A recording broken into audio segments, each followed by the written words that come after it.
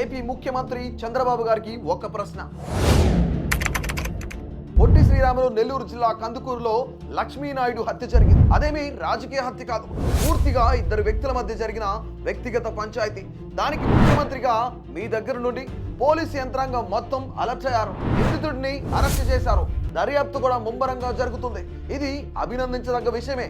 అయితే హత్య గావించబడిన వ్యక్తి భార్యకు ప్రభుత్వం 2 ఎకరాల భూమి, 5 లక్షల ఫిక్స్డ్ డిపాజిట్, పిల్లలకు ఇద్దరికి చెరొక 2 ఎకరాల భూమి, చెరొక 5 లక్షల ఫిక్స్డ్ డిపాజిట్ పరిహారంగా ప్రకటించింది.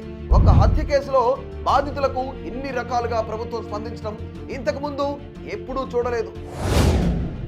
భూకంపాలు, వరదలు వచ్చి ప్రాణ నష్టం జరిగినప్పుడు, ఒక రైతు పంట మొత్తం నేలపాలై బలవంతంగా మరణించినప్పుడు ఇలాంటి స్పందన ప్రభుత్వం నుంచి రాలేదు. నిర్భయ, దిశ కేసుల్లో కూడా బాధితులకు ఇంత ప్రాధాన్యత ఎప్పుడూ ఇచ్చింది లేదు.